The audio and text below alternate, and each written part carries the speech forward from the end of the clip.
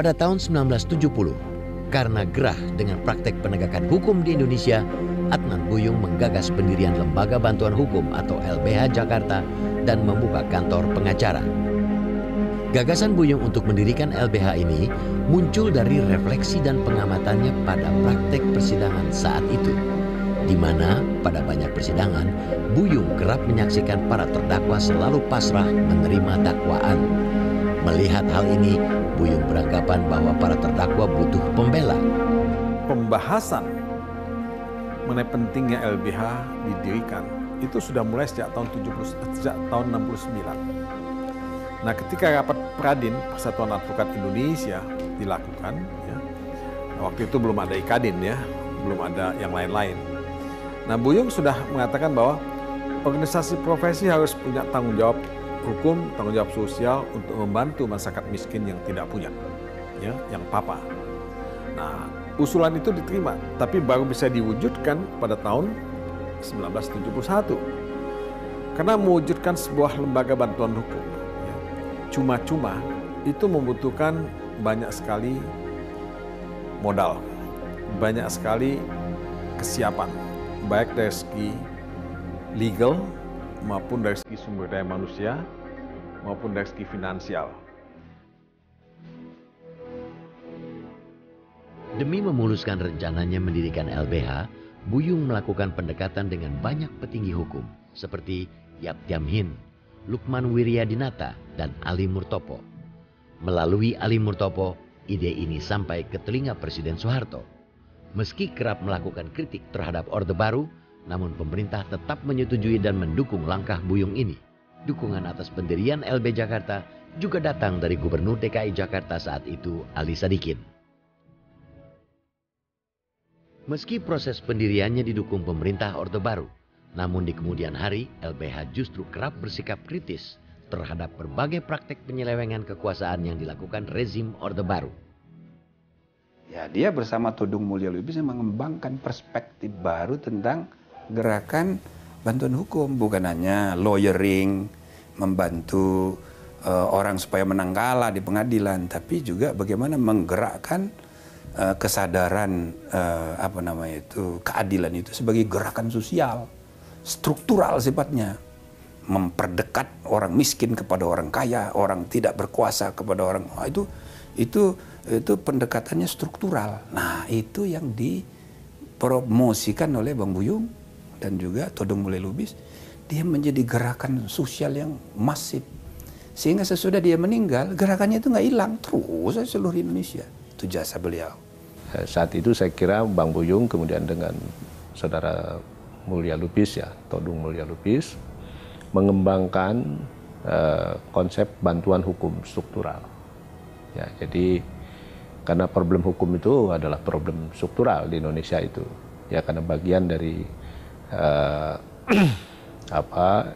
efek atau side effect dari pembangunan Orde Baru waktu itu yang lebih mengedepankan developmentalism, ya, sehingga mengabaikan hak-hak masyarakat, hak pekerja, hak petani, hak demokrasi dan lain sebagainya. Nah, bantuan struktural itu, ya, selain tadi bagaimana membangun sistem pemerintahan demokratis dengan basis pada pemerintahan yang bersih, penegakan hukum, ada kebebasan bicara, kebebasan berorganisasi, ya, dan itu kemudian menjadi program keseluruhan LBH. Setelah beroperasi selama 1 dasawarsa, pada tanggal 13 Maret 1980, status hukum LBH ditingkatkan menjadi Yayasan Lembaga Bantuan Hukum Indonesia atau YLBHI. Pada masa pemerintahan otoriter Orde Baru, keberadaan YLBHI dan LBH di daerah bukan hanya berperan besar dalam memberikan bantuan hukum pada kalangan yang tidak mampu atau tertindas, namun juga berperan besar menjadi lokomotif gerakan demokrasi. Lembaga bantuan hukum ini kan dimaksudkan tadinya adalah mengakomodasi semua gagasan-gagasan bantuan hukum untuk orang miskin, orang-orang yang tertindas oleh struktur. Lalu didirikan yayasan. Dan yayasan itu kemudian berkembang. Kebetulan dia berkembang oleh karena banyak warga mahasiswa-mahasiswa juga yang ikut tertarik. Oleh karena apa? Salah satunya karena kinerja dari Bang Buyung. Dari Bang Buyung itu kan tidak saja hanya dia membela, juga mengajak yang muda-muda, misalnya kalau sidang diajak orang ya, kalau habis sidang dia bercerita. Jadi orang banyak merasa bahwa kerja-kerja dari Bang Buyung ini adalah membantu orang. Karena sikap kritisnya dianggap mengganggu pemerintahan Presiden Soeharto, pada sepanjang tahun 1980-an, Adnan Buyung kerap menerima berbagai ancaman dan intimidasi. Salah satu pemicu kemunculan ancaman-ancaman ini adalah tindakan Buyung mengusir oknum polisi yang berbuat rusuh dalam persidangan kasus tindak subversif dengan terdakwa HR Darsono. Kalau saya tidak salah kejadian itu 85 atau 86, ayah bela Pak HR Darsono. Disitulah terjadi tragedi di mana ayah mengusir polisi yang masuk ke ruang sidang.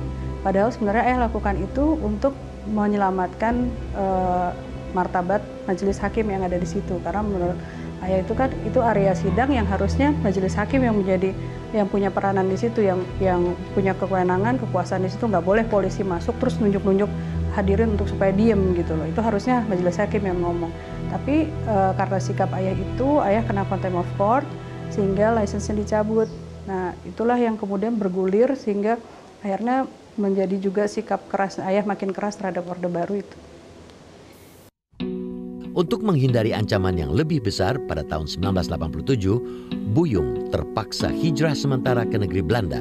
Di negeri kincir angin ini, Buyung memanfaatkan 8 tahun waktu pelariannya untuk mengambil kuliah program doktoral di Universitas Utrecht. Satu hari kita agak telat nih, apalagi Bang Buyung mau menyelesaikan doktor. Saya riset di Rijksuniversiteit Leiden, Bang Buyung di Rotterdam. Nah, kita ketemu lagi di situ. Jadi dia udah lebih dulu, dia lagi nulis dissertasi sudah hampir jadi. Kata guru besar di sana, itu tebalnya 1000 halaman disuruh dipotong-potong, tapi dia kesulitan motong. Banyak sekali mau ditulis. Nah, sedangkan saya menulis mengenai kedaulatan rakyat. Begitu ketemu saya di Leiden, teguran pertama dia, "Jim, you nulis apa? Itu apa gunanya untuk rakyat?" Aduh, belum baca, abang belum baca disertasi saya, sudah ngeritik aja. Pada tahun 1992, Adnan Buyung menyelesaikan studi doktoralnya di Universitas Utrecht dengan menulis disertasi terkenal berjudul Aspirasi Pemerintahan Konstitusional di Indonesia, Studi Sosiolegal atas Konstituante 1956-1959. Lewat disertasinya ini, Buyung turut menyumbang perkembangan narasi sejarah ketatanegaraan Republik Indonesia.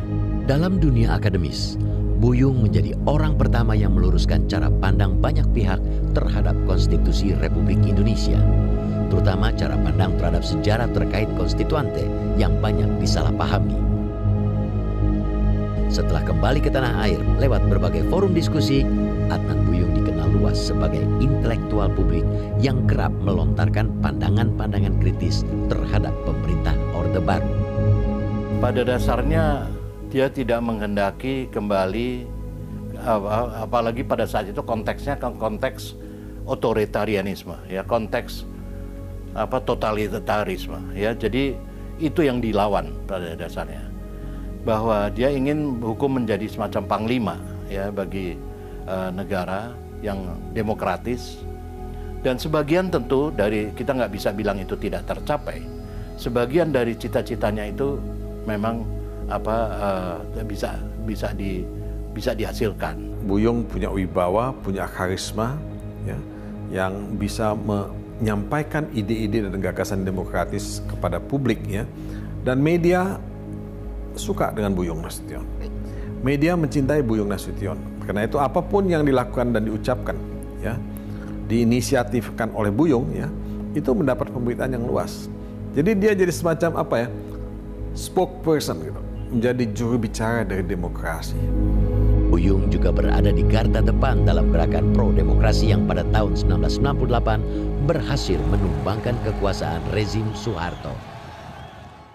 Kalau menurut saya sih, nggak dalam 100 tahun ya ada seorang ABN lagi gitu. Tapi bagaimanapun kita harus berusaha untuk mengikuti jejaknya, menjalankan semua apa nasihat yang telah dia berikan kepada kita, ya tentunya dengan keterbatasan kita masing-masing.